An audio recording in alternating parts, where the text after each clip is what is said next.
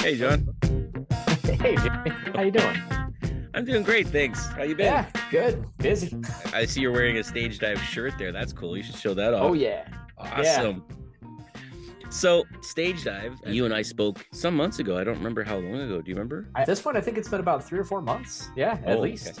Okay. Honestly, when I first spoke with you, I was like, wait a minute. So, I think what you're saying is this, but it couldn't possibly be that, because that would be like some sort of unrealistic world where the creator of the music and the people who are actually getting it out to people are working together and you're respecting the artist. And then when we talked, I was like, oh my goodness, this is exactly what you mean, you know?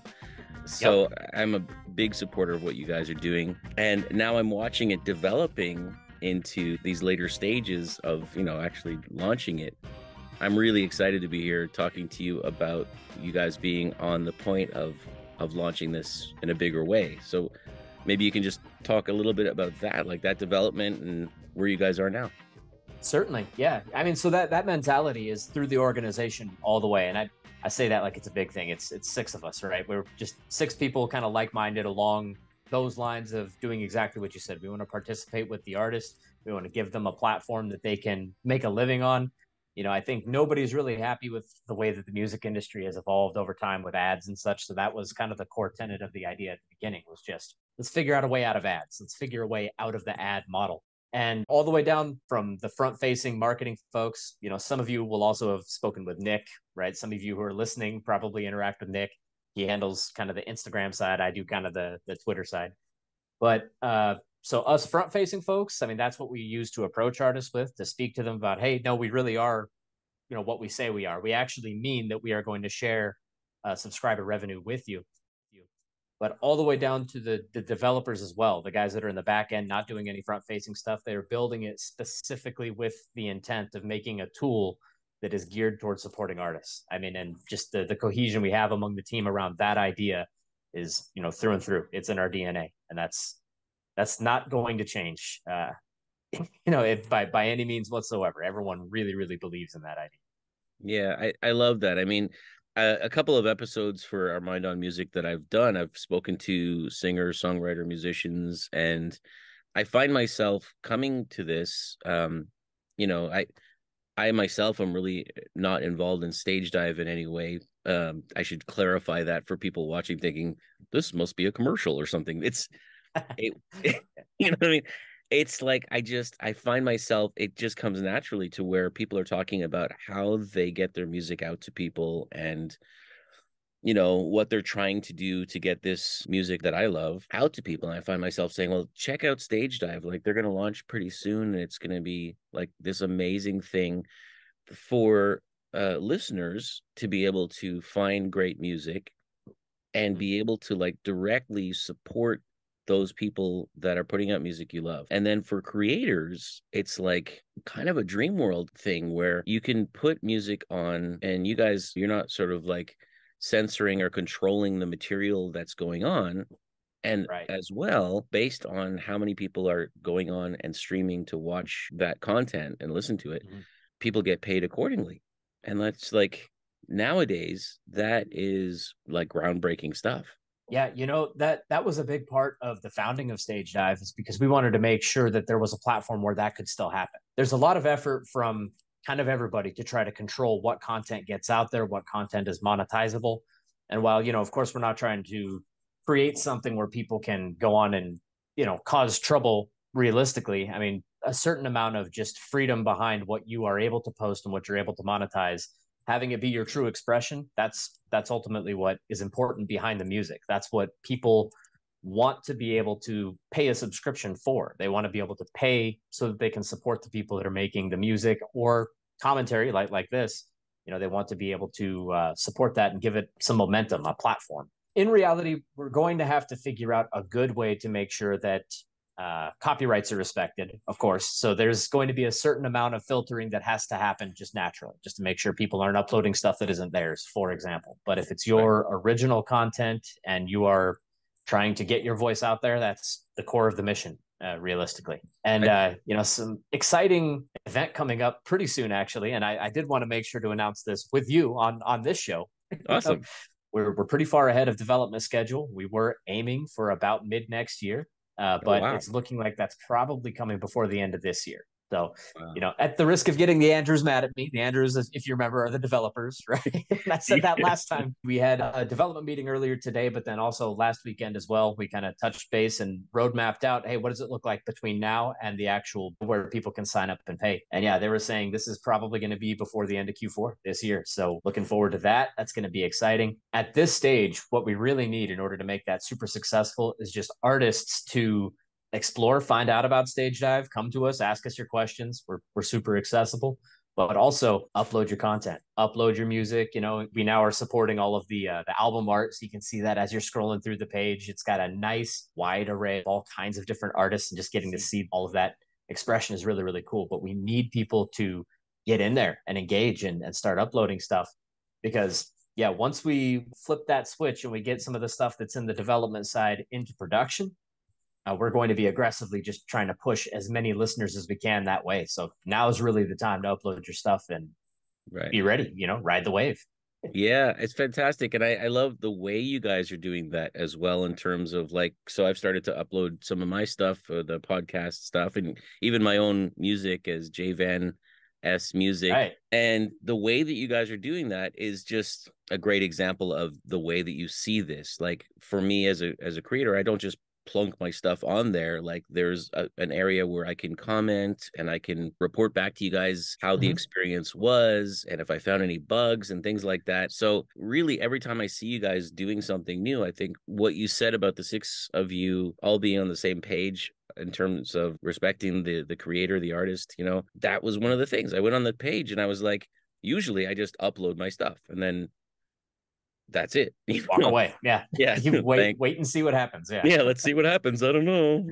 Yeah. With you guys, it was like there was a whole feedback section where I could, as I just said, I could give feedback on how the experience was and what things might have been bugs that I found or comments or suggestions, whatever. And I just really loved that.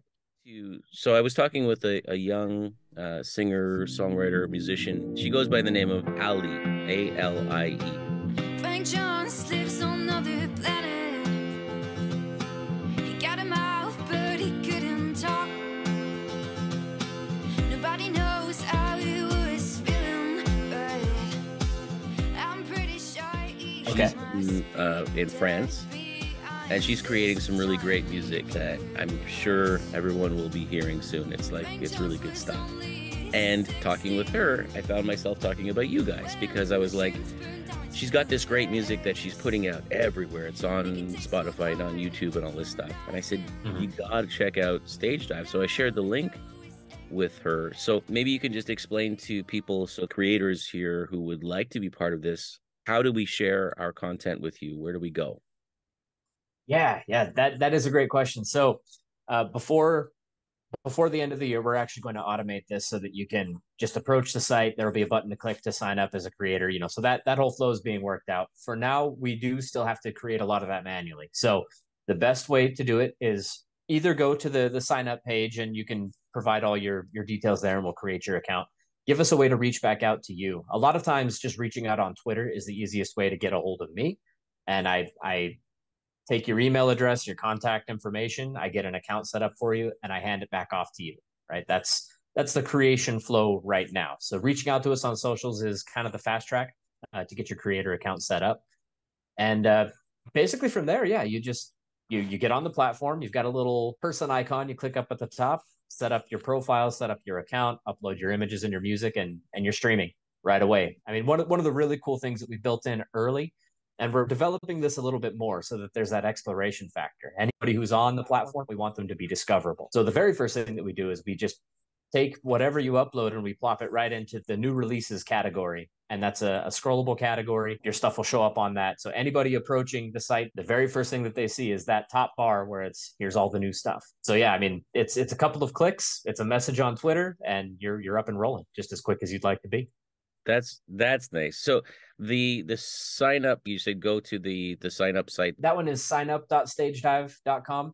And Okay. that is going to be going away once we have a more automated flow, right? So that's one place where you can go to just get information there. But I would say, even if you do that, still find us on Twitter, still find us on Instagram. That's all at Get Stagedive on any social platform that you care to use. But send us a message there and let us know that you've done that, and we'll get your account cooked up. I mean, that comes right to my mobile, and I copy it right on over into the dev database and get you rolling. Yeah, that's cool. I mean, I kind of like that as well. Like the fact that it'll become automated as stuff starts coming in more and more. It More needs to be momentum. automated. Yeah. But it's really cool. You guys are very hands-on with this. You said when we chatted before that you listen to all of this stuff. You listen to the music that comes in, That's right. Which Yep.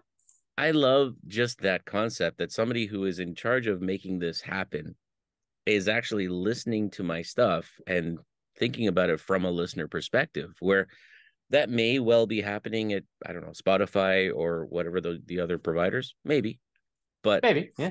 I have no idea if that's happening actually, Yeah, definitely. So the more, I mean, because one of the things that we did is we created a playlist creation feature if you are just a listener, so you can kind of discover stuff, add it to your own playlist, come back to it later.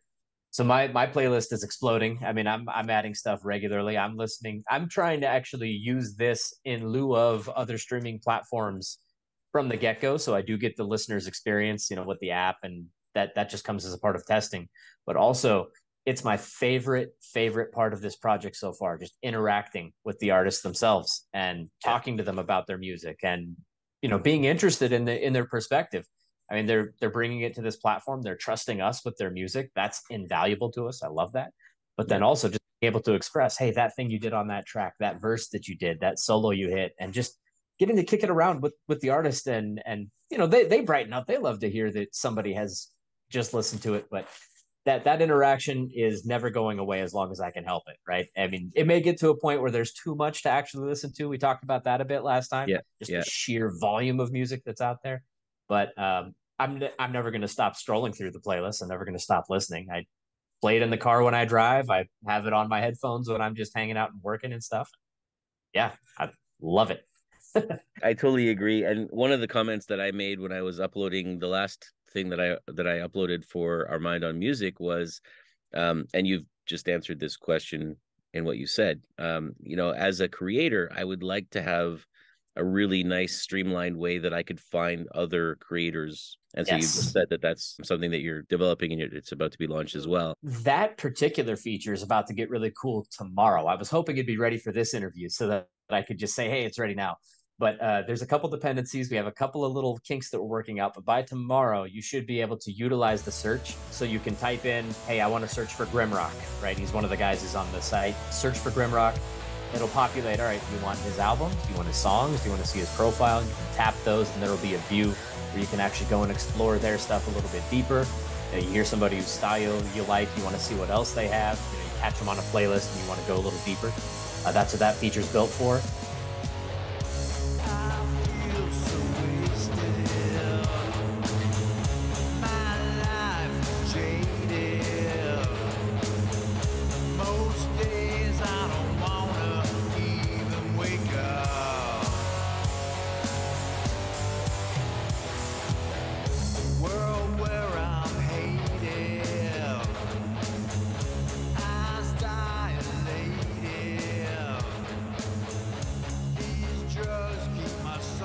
And probably one of my favorite things to just stream is just a random selection, right? So there's going to be a whole playlist that's nothing but random. So we're trying to figure out ways to make it easier to explore, to get in there and find out more about the artist.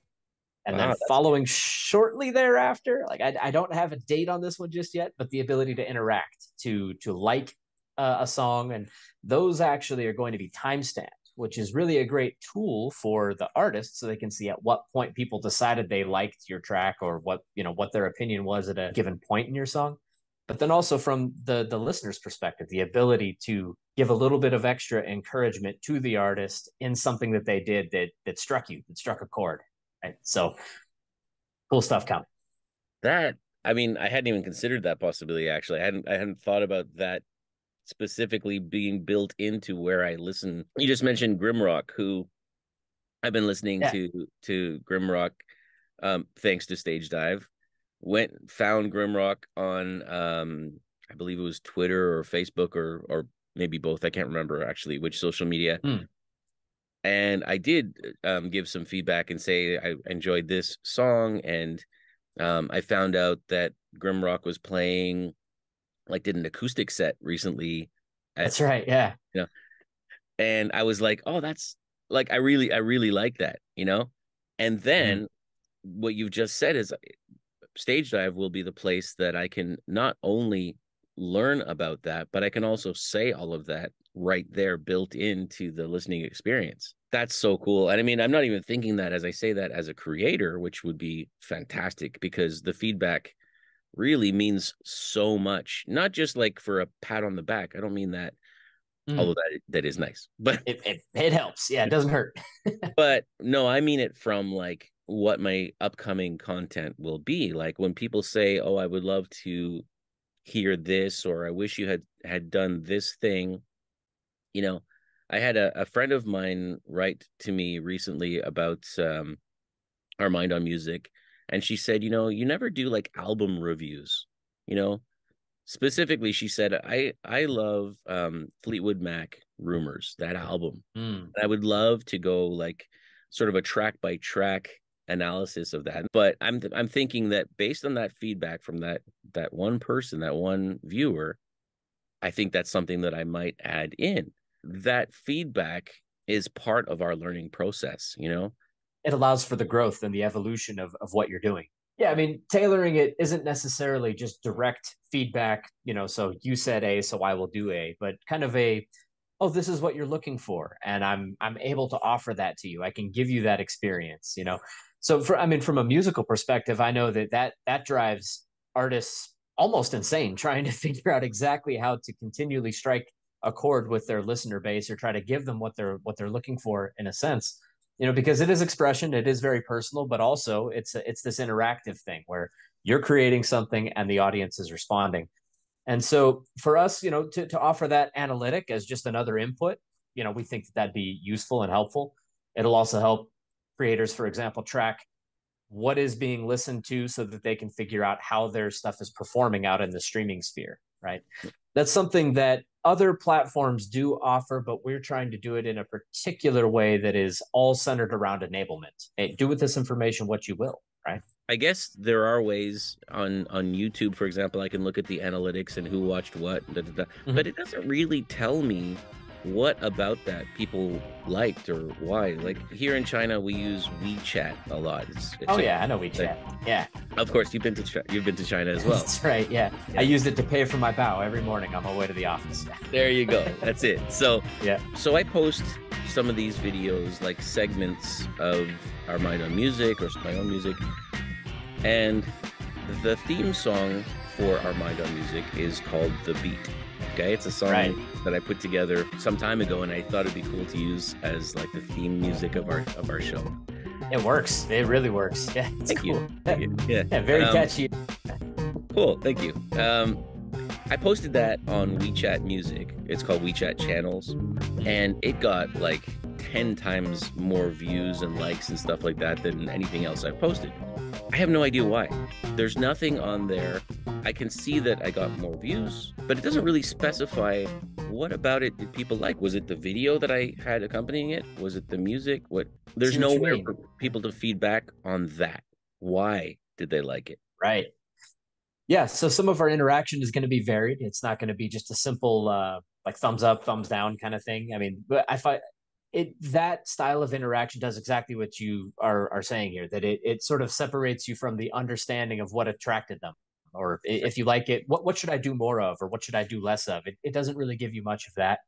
So the analytics and the likes and such, the interactions that will be available via the player, is really just scratching the surface, because there's going to be other features that are sort of built in behind it that will help you to have a fuller picture of what your listeners are interested in. But then also from the listener point of view, you'll have a much wider perspective. Well, I guess a much wider scope in your interaction that you will have with the artist that you're supporting by listening to their music. You'll have more ways to do so. And by doing that, then you will build a better picture for the artist, so they'll understand what you're interacting with, and what you know, why you're engaging in the first place.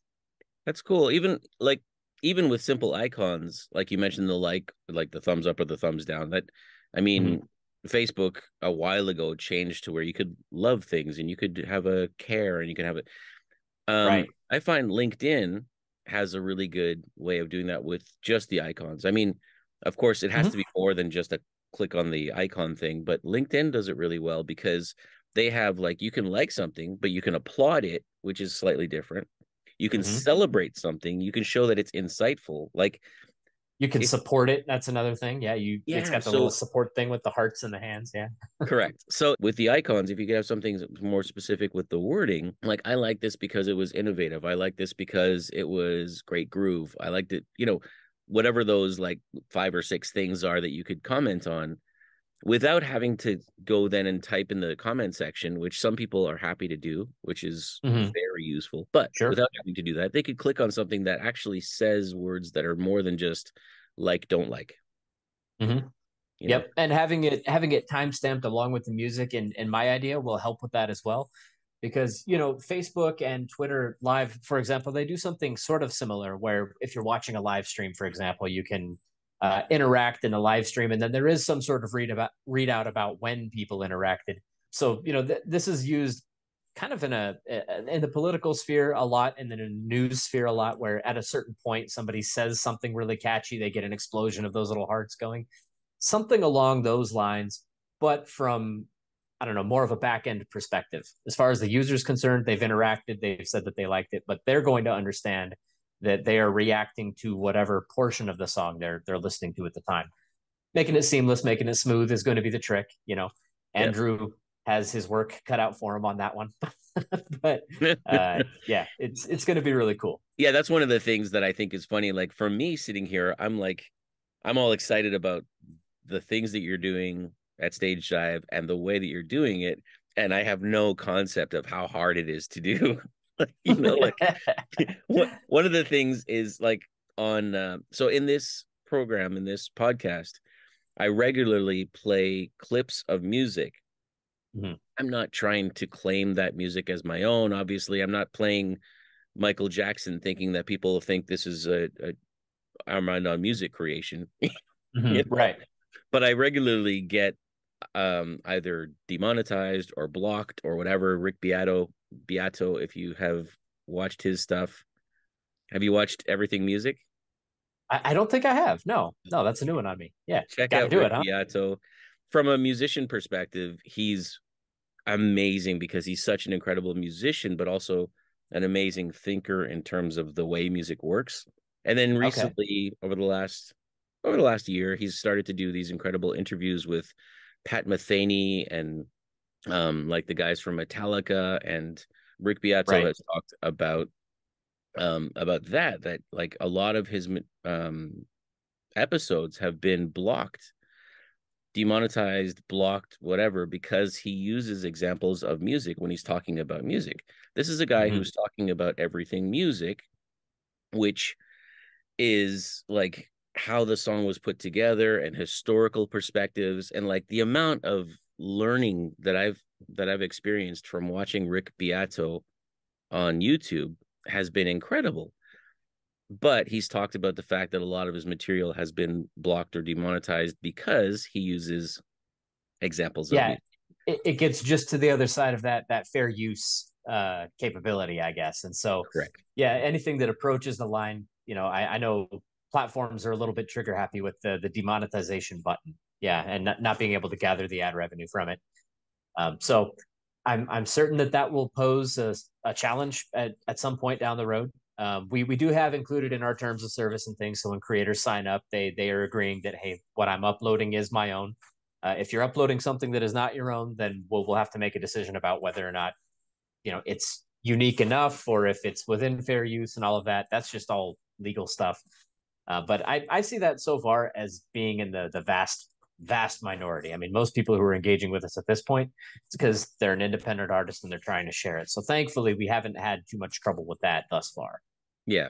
No, I just bring that up because it's that aspect. Like, for me, it's just, put your stuff on there, and I think it's awesome that it's uncensored. But then for you guys, it's like, okay, but what does that actually mean? Like, in terms of fair use in terms of respecting the original artist and all those types of things without being, like you just said, like trigger happy with, most of my stuff is demonetized, but I don't make anything off it anyway, so it doesn't matter. Yeah. As long as people can watch Yeah.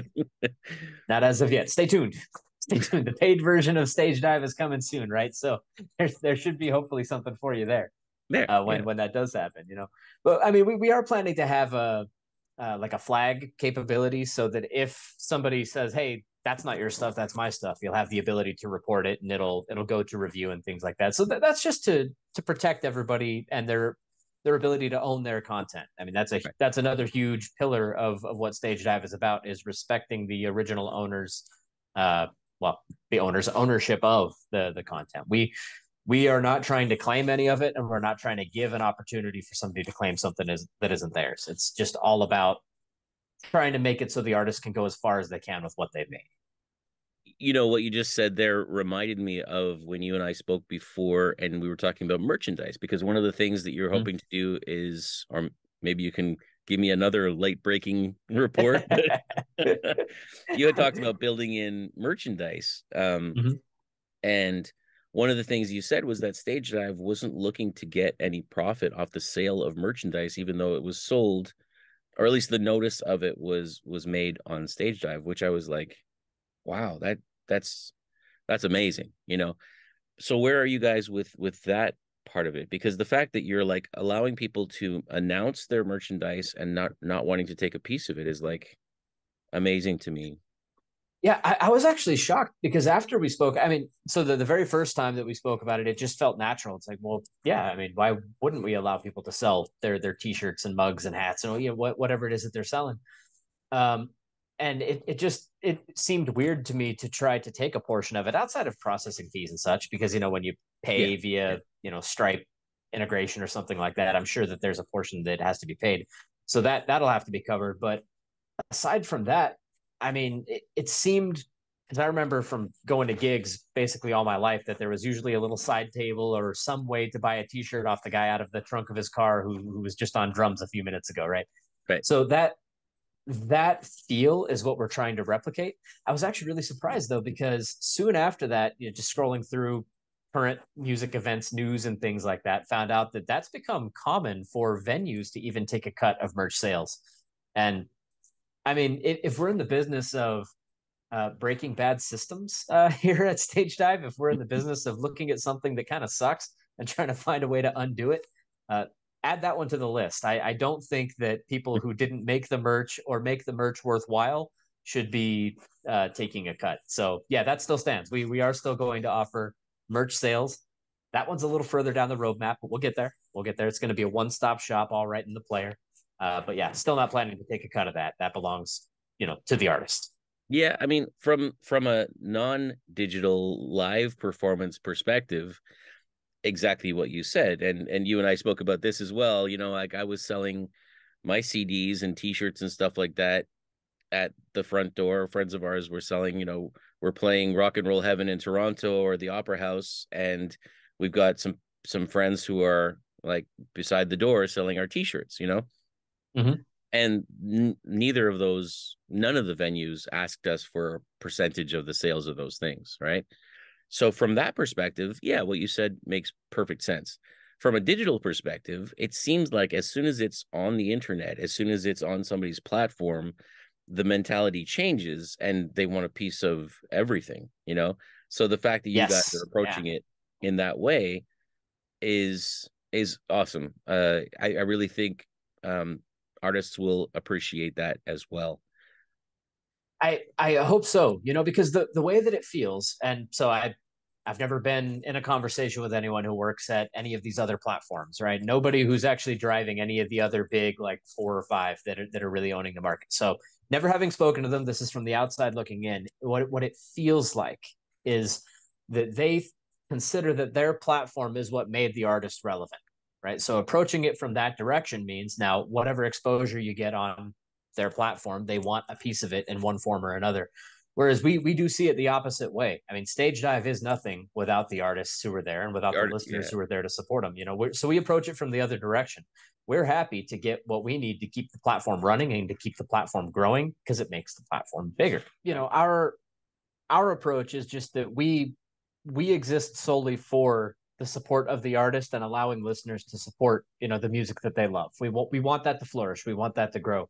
So our approach is not going to be trying to find different places to try and snag extra money from either one of those parties, right? We built the platform in such a way, we built the pricing structure in such a way that we can get something that allows us to continue to grow, and that at the same time is a low enough price point that listeners will be interested, and it still allows enough money to share with the creators who are actually posting stuff, and they can you know, hopefully make a decent enough percentage to continue their growth and, you know, allowing themselves to attain higher levels of success. Are you familiar with the author Ted Gioia? I'm not. No. Okay. Incredible. He's done a couple of books about the history of jazz. He's been a writer about music for years and years and years. Most recently, I became aware of him because he has this website, and he's also on Substack, where he posts information under The Honest Broker. Okay. Yeah. He posted this thing, and it said half of waking hours are devoted to entertainment. Half of waking hours are now devoted to entertainment. If entertainment is most of modern life, why don't artists and creators make more money? Meanwhile, the Forbes billionaire list is filled with people who create the infrastructure for all this diversion. Surely creation is a more useful skill in entertainment than distribution, no? Ted Gioia, The Honest Broker. He goes deep diving into that, and his analysis is amazing. I highly recommend reading his stuff. You can find him on Substack. You can just Google his name. I was gonna say, I'll have to check him out. I'm barely a portion of the way through the last thing that you told me to check out. You got it. So, awesome. I did, yeah. Oh, yeah, that's fantastic. So, I mean, talk about a deep dive, by the way. Daniel Levitin. It's mind-bending. Yeah. I was in Calgary during the summer, and they had this there's something called Studio Bell. It's like a music museum kind of thing. Okay. And they had a whole section on Daniel Levitin because he's from Montreal. Oh, okay. Right. Yeah. So they're kind of celebrating the hometown there. My daughter was laughing at me. She was going, they call me Baba, which is the Mandarin way to say dad. You know, she goes, "You're like fanboying this scientist." Yeah.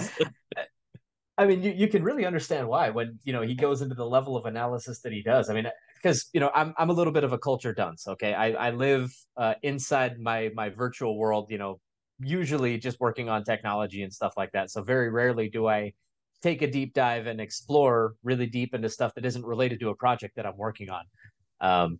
So references are often lost on me, but I mean, I love to explore. I love to learn. So the more recommendations you toss my way, I'm gonna go and check it out. Well, I mean, if you really wanted to, you could get one of the books. Ted Gioia has written a few books at this point. But really, I think a great place to start is his Substack. So if you go onto Substack, which is a really cool platform, I like what they're doing for authors and bloggers, which is another aspect of what I do with Our Mind on Music. Mm-hmm. I love the way that they're approaching it, because their approach for writers is similar to your approach for music and podcast creators. They're really trying to enable them to grow and to be more available.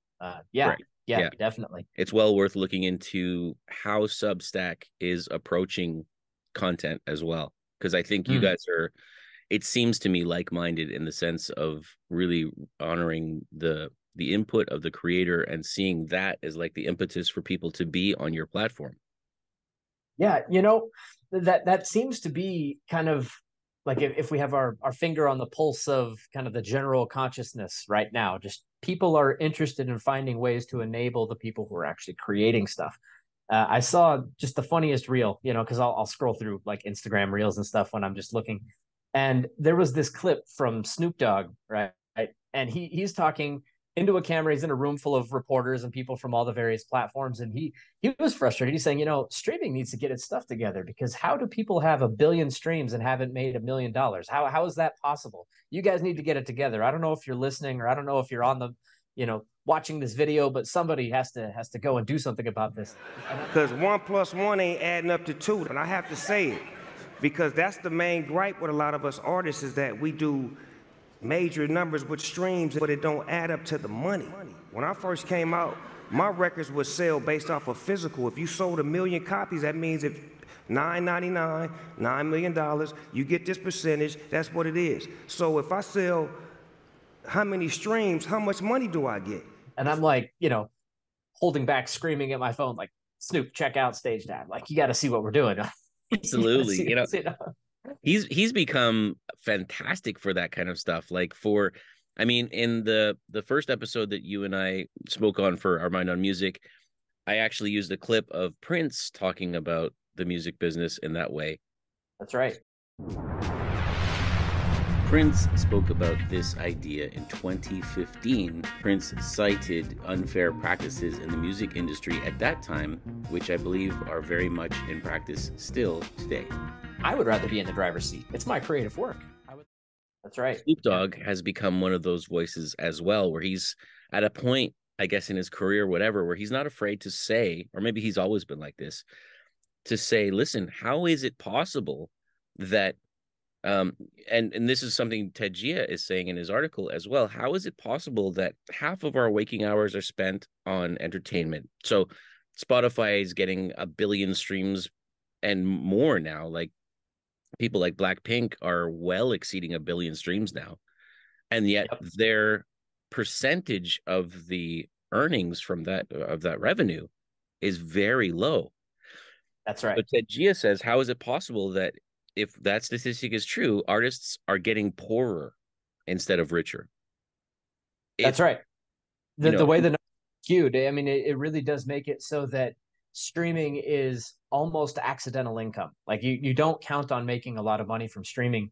There was another podcast that one of my partners went on. It's Rock and Roll Autopsy, where it's a really fun show. These guys, they go through and they try to figure out what killed rock and roll, right? Yeah. they do this, like, I've fun actually rating listened system. to it. I think I listened to it on Stagedive, actually.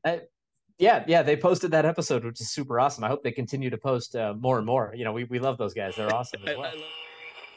Ever wonder if rock and roll is dead? Does the music we grew up loving align with modern sensibilities? Or should it be relegated to the dustbin of regrettable rock history?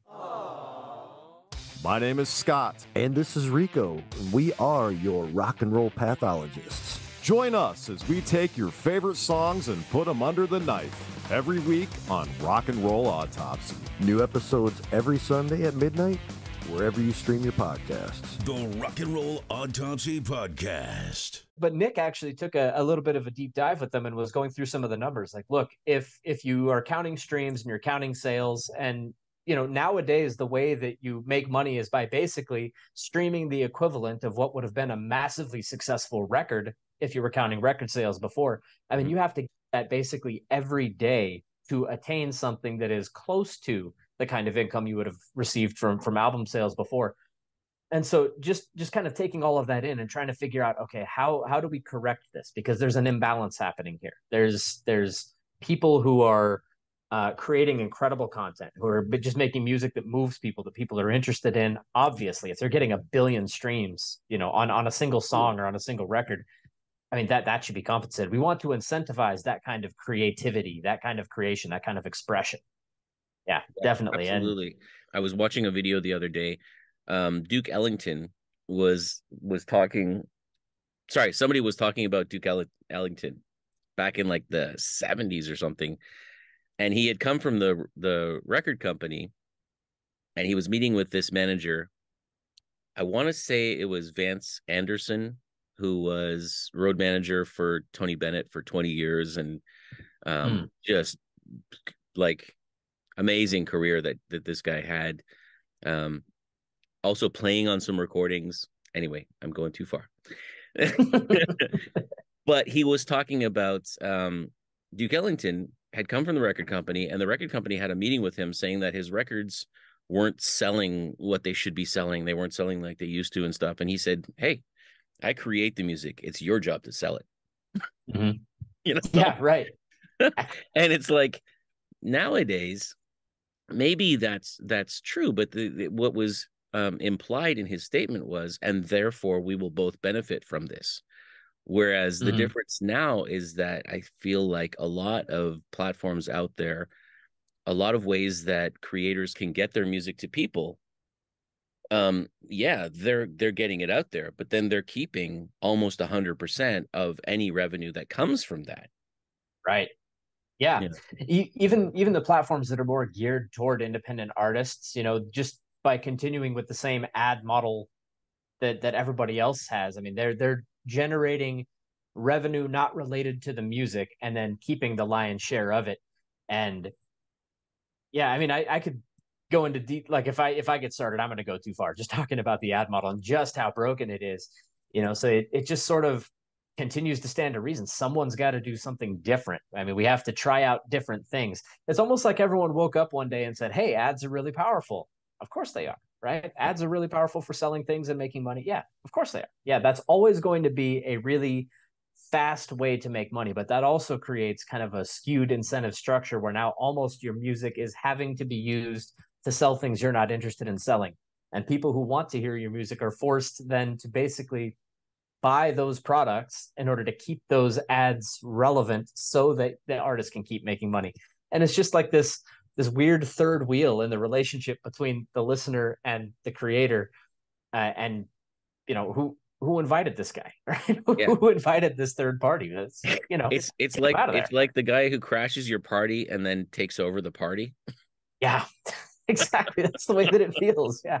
Yeah. Because we were joking about last time that we were talking, we were joking about the insurance ad that just pops in the middle of whatever you're listening to. And it's so funny because we've mentioned that a whole bunch of times when artists are trying to explore this. All right, what are you? Why are you doing this? No ads. How does that work? We just bring up that exact example. Look, yeah. Do you want an insurance ad to play in the middle of your music? Is that what you're trying to sell? Is that what you're interested in? And they instantly get it. They instantly get it. Like, no, I've never liked that. That's always been weird to me. Yeah, well, there you go. Yeah, I remember using the example of John Coltrane because that was a real thing that happened to me. I'm listening to Giant Steps and I'm like totally into what he's doing there.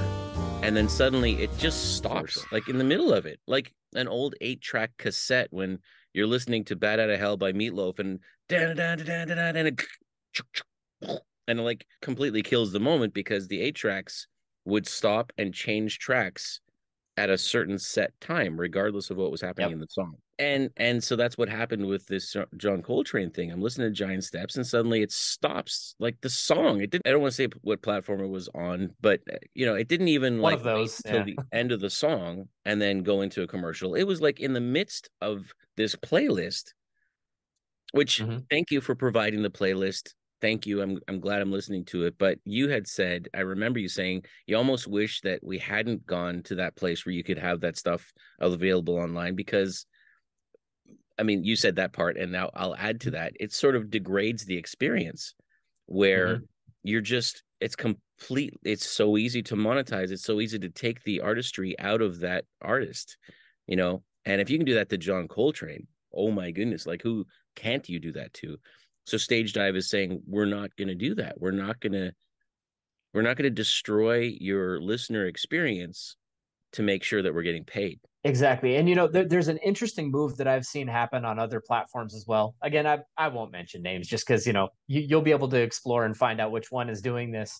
And it's especially egregious where I'm always messaging artists on Twitter and various other places, and I'm asking them for a link so I can go and listen to their stuff, or I'm finding a link. Well, when I pop open that app where they've posted their music and I try to listen to their song, it will actually play 3 or 4 other songs from more well-known artists before I get to the one I'm actually trying to listen to. Oh, and I had that experience literally yesterday. Yep. Okay, so you know which one. Yeah. I do. And so I think I mentioned to you, I mentioned that I spoke with this singer, Ali, By the way, Ali, hop on Stagedive if you're listening to this later. We're looking for your message. But anyway, Yeah, sorry. I mean, I've definitely passed the message to her. I did it in Yeah. the episodes. Awesome. But so I found that she was on that platform, and so I clicked on the little icon for her name, and before I could listen to even one of her songs, I had to well, I skipped through other artists. Now, theoretically, that's a great way to find artists as well. So I could make an argument for that if that's what I'm looking for. But I'd like to be able to have that choice. Like, I remember back in the 90s, I believe, or it might have been the early 2000s. I think it was the early 2000s. I worked with a teacher who was telling me that her son was working on this project. And it was going to be a really cool project where on the internet, you'd be able to find a song. And then from that song, it would extrapolate your stylistic choices, genre, etc. And it would be able to find other songs that you might like. And it could do that for a week. Theoretically, it's called Pandora. Oh, yeah, okay. I know. Like, now I say that, and you're like, yeah, heard of it. At the time, I was like, that's just crazy. I had never heard of something like that. I like the concept of where they go with that, where you start with the artist that you like. So in my case, I might start with Led Zeppelin. And then the next song they play is Cream. And then from there, they go to Jimi Hendrix. And so what they're doing is they're sort of like, they're taking from what I said, my input, and then they're saying, how about this? What about this? And then as I click on yes or no, then it's going to branch off in directions. I think that's really interesting. Yeah, it's subtlety, it's suggestion, not forcing, right? There's a big difference between the two. And I suspect that possibly what happened is the people who are on that platform getting played before the one that you're actually looking for probably had to pay for such a privilege, right? It's probably something that someone has sold and packaged. So yeah, while that's definitely not a direction that we're going, we are, in the process right now of developing the tagging system so that artists can kind of self-tag, where they're saying, hey, here's how I categorize myself. That was one of the things that we had talked about before also, was just how do we categorize? Like, what do I know about your music? How am I going to put it into a bucket? So for the sake of the alpha, we built a couple of playlists that had kind of similar vibes and things. But in the future, that is all going to be user-generated, user-driven, where people who like this with these tags possibly also like this music with these tags. And so we're going to make that discovery process accessible and easy, so that you can have that suggestion, but it is in that subtle form where we're not forcing anything. And we're certainly not charging to get on it. Is that the creator that's putting that tag, or the listener? Yes. Or both? Yeah. So creator driven. So the creator is going to self-categorize, and then based on the interaction. So people who are interacting with certain tags might also be interested in interacting with similar tags. Or if we notice, hey, people who like this also are adding these tracks, well, maybe that feeds into us being able to make that sort of suggestion. I wonder if there would be a way, or if there would be value in also the listener having a way to tag as well. Because that I record, a lot of times it's remixes and things, and I'm really exploring the possibilities of electronic music.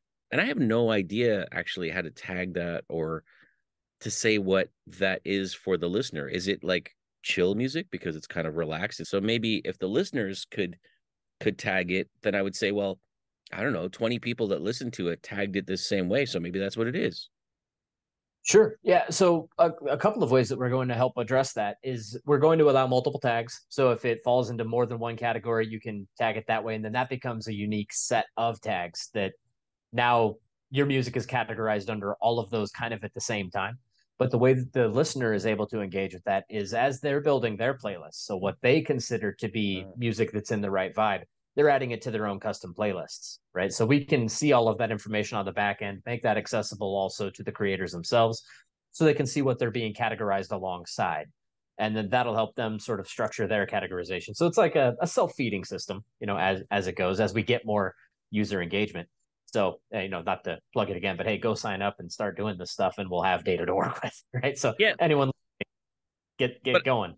I mean, I don't see that as, when you say that, I don't see that as like self-promotion per se, because it comes back to what you were saying earlier, is like, you wouldn't exist if it weren't for the creator content. So it's part of the whole way of looking at it, that if I understand correctly, and I think I do, speaking with you these times, is you're seeing it like the creator is why this exists, and you guys are like facilitating that. It's not that you are this massive platform that we should all be just kneeling down and thanking you and giving 100% of our revenue. You know, it's the other way around. Like, the creator exists, and therefore you're creating this way for the world to hear it. And so that's when you say, please sign up and put your stuff on there, I'm seeing it like, take advantage of this possibility, basically. Exactly. We see it as invest in what we want the future of music to look like. And I say we, not just as in, you know, us 6 folks with our laptops, you know, hacking away at code, you know, not just we in that sense as Stagedive, we as in the people who listen to, appreciate, and want to explore music. We want the future of music to be more along these lines. And that only works when we agree on that and make it happen. So we're just trying to make the tool to make it happen. That's probably the summary that we'll go with for that. John, we have about a minute left on our counter here. So I think at this point, I'll just say thank you once again for chatting with me. Thank you for that one announcement on your development being said here first on Our Mind on Music. That's right. It was here first. Yeah. That's awesome. Yeah. To start, I'm just happy that you're doing this. Like, having this idea and then making it a reality is awesome. And the fact that it's like developing in this way, I'm so happy to see that. The dots are connecting, stuff is falling into place, things are working. We're releasing new features basically every week. So just stay tuned. I mean, I think you're going to be really happy with what comes very shortly here. That's very cool. I'm happy with what I'm seeing already. And again, like I said the last time we spoke, I would love to catch up with you again in a few months' time to talk about like where you are at the next stage. Yeah, we're in for it. Maybe we can try to drag a couple of the other guys on here or something, or at least get Nick on here as well. And yeah, that'd be a lot of fun. That would be super cool, actually. I would love that, because I'd love to have their perspective on what they do to make this happen as well. Thank you again, John. Stagedive is a fantastic idea that I'm so happy to see you guys are making it happen. Thank you so much for all the support. We really, really appreciate it. All right. Talk to you again soon. All right. Talk to you soon. Bye-bye. Don't forget to like and subscribe. Good night.